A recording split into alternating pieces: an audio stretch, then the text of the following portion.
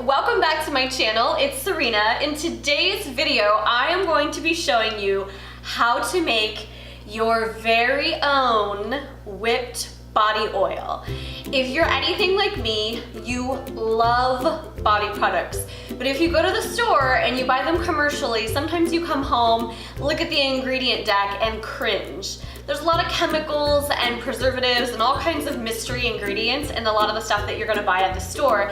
So I came across this DIY body whip recipe on Pinterest and I went mad for it. So if you guys are interested in how I made this so you can make your own, then go ahead and keep watching. And before I start, if you're new here, welcome. My name is Serena and I put out one new video every week on literally all of the things. Fashion, lifestyle, makeup, and pretty much anything domestic. So I would love it if you would click that subscribe button down below so that we can hang out every Sunday. Okay, so I'm going to quickly show you exactly what you need for this project.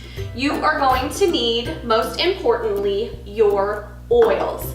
Firstly, this is coconut oil. You can pick this up at any grocery store. This is just organic, virgin coconut oil. And you are going to need 100% cocoa butter. You can pick this up online. I got mine on Amazon. The brand is Sky Organics, and this was about roughly $20 for 1 pound of pure solid cocoa butter. If you want fragrance in your body whip, you can get a all natural 100% pressed essential oil. You can purchase these online, or even if you go to some grocery stores like Sprouts and Whole Foods, if you go in their body care section, they will have 100% essential oil there. You want to make sure that you are picking up 100% essential oil and that it is body safe. There are several different kinds of essential oils and not all of them are created equal. So if you think about the ones that you purchase online from Amazon,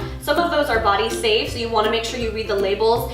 The ones that you're going to throw in your oil diffusers aren't necessarily always body safe, so make sure you check your labels. You don't want to get any weird rashes or burns due to using the wrong essential oil. Next, you are going to need your mixer. Now, I do have the KitchenAid stand mixer because this thing makes my life so easy. You're gonna need your KitchenAid stand mixer and you are going to need your whipping attachment whisk. If you don't have a KitchenAid stand mixer, you can use a hand mixer, one of those ones that you plug in and then you just whee.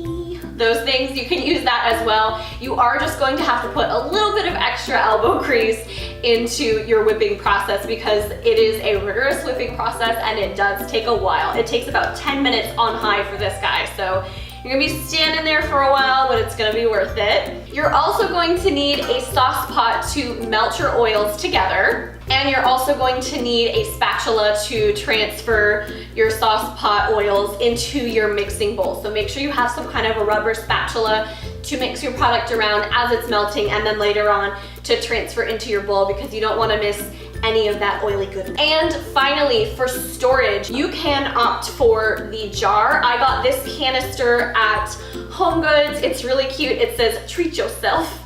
And it's got a nice, really on there good. It's got a nice little air, like vacuum sealed lid. And I purposely picked this one because you see how it's nice and clean in there? There's no ridges or edges for anything to get stuck on or goopy. I'm really weird about stuff getting, gooped together on the inside. So this one's just nice and clean and it has a really wide opening so that I can stick my hand in there to get my product as I'm using it. I would personally recommend getting a spatula for 2 reasons. Hygienic reasons. I don't like to stick my hands into butters, oils, or creams on my body. I always prefer to use some kind of a spatula to scoop it out.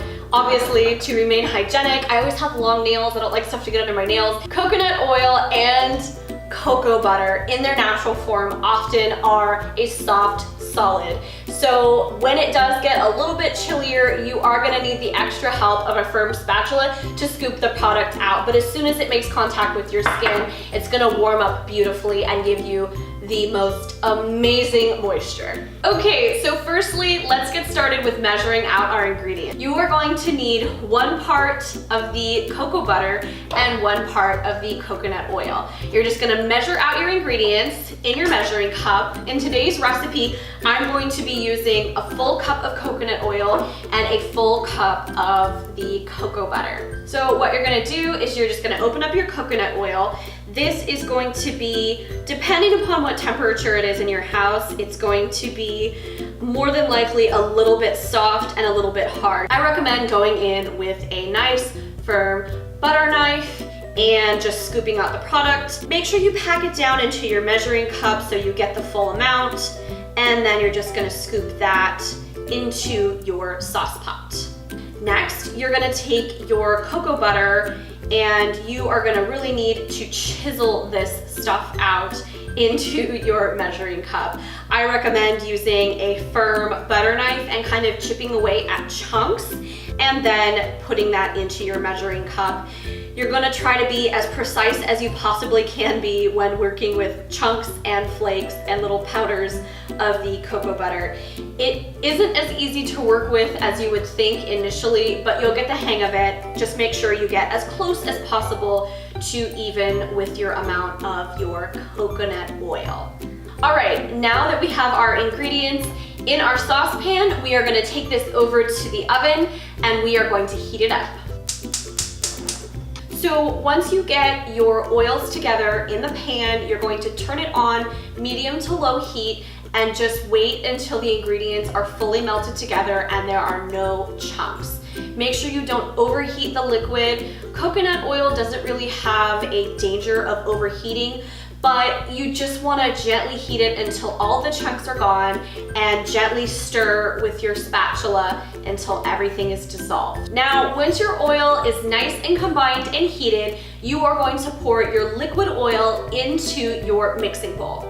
Now, once you have your oil in your mixing bowl, you are going to store it in the refrigerator just to speed up the cooling process. You want this to be a bit of a soft solid, so you don't want it to be completely hard before whipping because that'll just be a pain in the butt and it's gonna make your life harder. So you wanna kind of watch it. Now, you could wait about an hour, but even then, I think depending upon what kind of a refrigerator you have, you wanna just keep peeking back in your fridge and watching it so that it doesn't get too cold. If it gets solid rock, it's just gonna take a really long time to whip up and you don't want that. And now we wait. Okay, once your oil is nice and cooled to that perfect, soft, solid texture, you are just going to whip it good. If you are using a KitchenAid stand mixer for this, you are just going to lock your bowl into place. If you're using a hand mixer, good luck to you. Get mixing. You are going to gradually work your way up to speed 10 within just a few minutes. Just want to start it a little bit lower so that it doesn't just go flying everywhere and get crazy. You're gonna gradually bring it up to speed 10 and then you're gonna leave that there whipping for about 10 minutes or so. Or until you see the texture really start to fluff up to be the texture of whipped cream. Now the first time I did this, I did leave it in the fridge way too long, so it took a long time to get to that whipped texture, so have patience.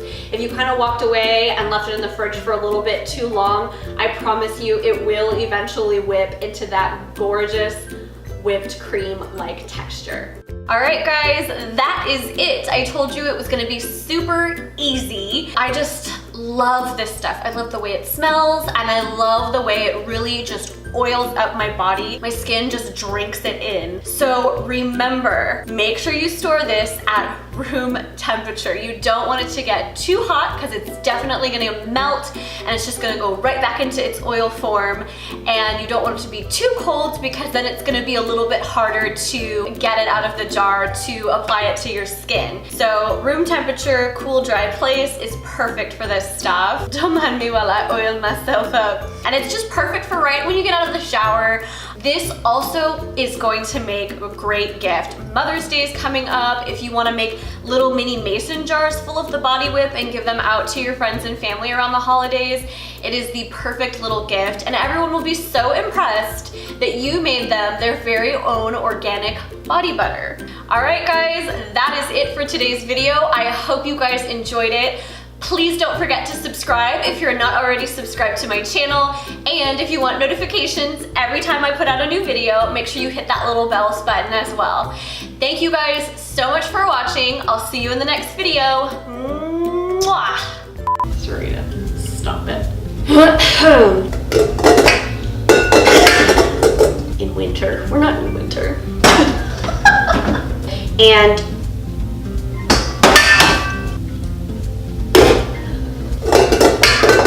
clang, and then I'll say, don't forget to get all of them. And you're gone back.